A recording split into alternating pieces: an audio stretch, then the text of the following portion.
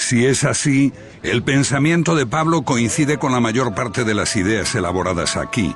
Quizá la ciudad más grande de la antigüedad, en la encrucijada de Asia, África y Europa, la ciudad de Alejandría. Alejandría en ese tiempo, la segunda ciudad del occidente. Allí se originó el gnosticismo.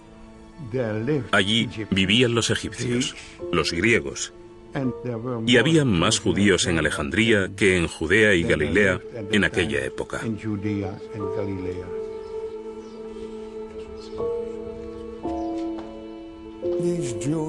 Esos judíos vivían en el exilio, pero habían encontrado un Dios desconocido en sus corazones. Al mismo tiempo, no podían encontrar a ese mismo Dios en el mundo, porque el mundo estaba lleno de mal y sufrimiento. Y el buen Dios, el verdadero, lleno de misericordia, envió a Jesús para redimir a la humanidad de Yeldebaoth.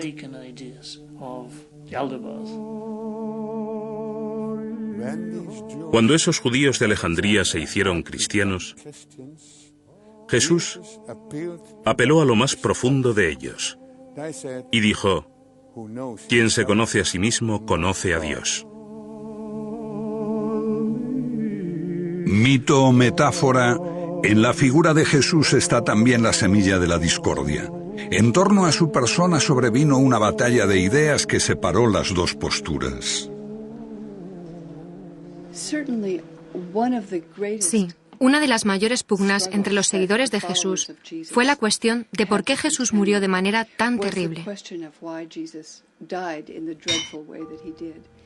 Para las comunidades ortodoxas, la única forma de encontrarle un sentido religioso era interpretarlo como un sacrificio redentor.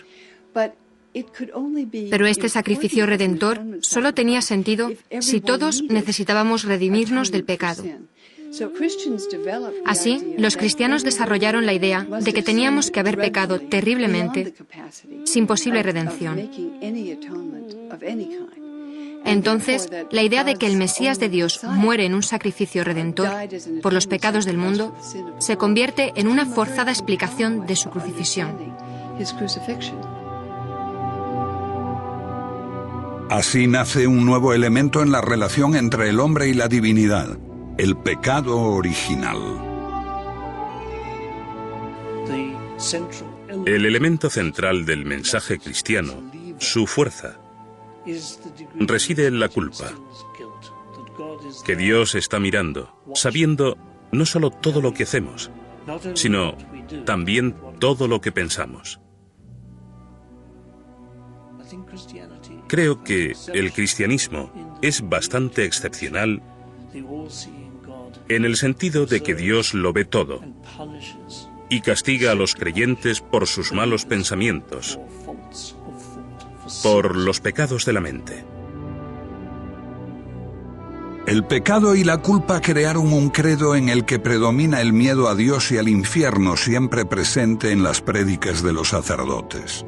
No es una idea que compartieran los gnósticos. La palabra pecador no figura en su diccionario. El Evangelio de Tomás no habla mucho de la discontinuidad entre Dios y nosotros mismos, sino de humanos creados a su imagen divina y, por tanto, con una especie de conexión, de afinidad con lo divino. El hombre es un Dios caído que recuerda el paraíso.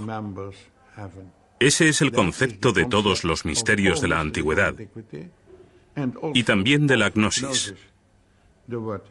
No hay espacio para el pecado. Por supuesto, eso no significa que seamos divinos y más, sino más bien que podemos encontrar nuestro camino hacia Dios cuando hallemos el camino hacia nosotros mismos, y que existe un medio de reparación para los pecados y errores que cometamos. Pero pecar es tan esencial que Jesús tuvo que morir para redimirnos, un argumento tomado de un antiguo mito, Adán y Eva y el primer pecado que hizo al hombre mortal. Los cristianos pusieron más énfasis en el pecado de Eva que los judíos. Antes del cristianismo ortodoxo, el pecado no era una cuestión central.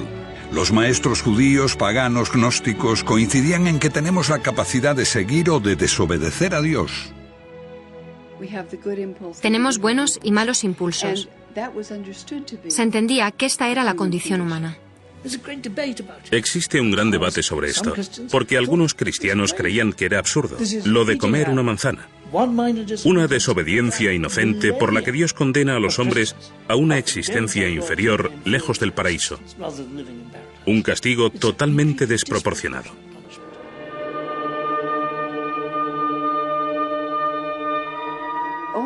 La idea cristiana de que el pecado es inherente a los humanos, la idea del pecado original, la desarrolla especialmente San Agustín en el siglo IV y se canoniza como enseñanza ortodoxa cristiana a partir del siglo IV. Esas comunidades ortodoxas desarrollan no solo un fuerte sentido de la distancia entre el hombre y Dios, sino que hay una condición pecaminosa en el hombre, innata e irredimible, aparte de que la muerte de Cristo se entiende como sacrificio. Jesús, un iluminador, la voz, el símbolo de lo divino. Un gnóstico veía a Jesús como al hombre que recibió la iluminación con el bautismo cuando se transforma como Buda en aquel que conoce, el Cristo. Los cristianos ortodoxos creen que si Jesús era divino, era el Hijo de Dios, su único Hijo, y también tenía que haber nacido divino, algo que los gnósticos consideran pueril. La ruptura queda clara con el último evangelio, el de Juan.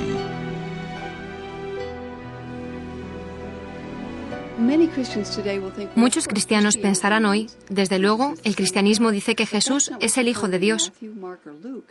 Pero esto no es lo que vemos en Mateo, Marcos o Lucas. Encuentras que Jesús es el Mesías de Dios, el que enseña el camino de la rectitud.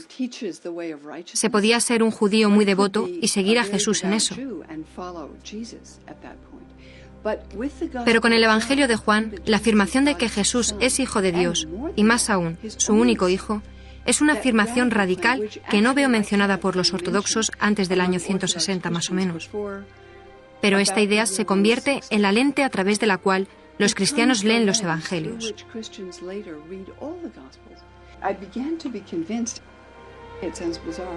Empecé a convencerme, aunque parece raro, de que el Evangelio de Juan se escribió para contradecir esta otra opinión y cambia la interpretación del mensaje cristiano de forma total. Jesús, el único Hijo de Dios, pero para los gnósticos era una metáfora, un símbolo de lo divino que reside oculto en todos nosotros. En ese sentido, todos somos hijos de Dios. Todos somos hijos de Dios, si descubrimos nuestra verdadera identidad. Si no, nos hallamos en estado de muerte. Esto es fascinante, creo. Estamos muertos. Para los gnósticos y los místicos, este es el otro mundo en el que estamos muertos en espíritu, porque creemos que somos el cuerpo y no es así. Somos Dios, si acaso. Somos la única conciencia del universo. Nos confundimos a nosotros mismos por esos cuerpos individuales y todos los problemas que causan. Lo que necesitamos es resucitar. Y la historia completa es así. Necesitamos morir por la identidad del cuerpo, que es el centro de la cuestión. Y necesitamos resucitar a nuestra verdadera identidad, que es el Hijo de Dios, que es el Cristo, la conciencia del Padre. Entonces todos somos Cristo, y todos necesitamos resucitar, y cuando lo hagamos el Cristo resucitará.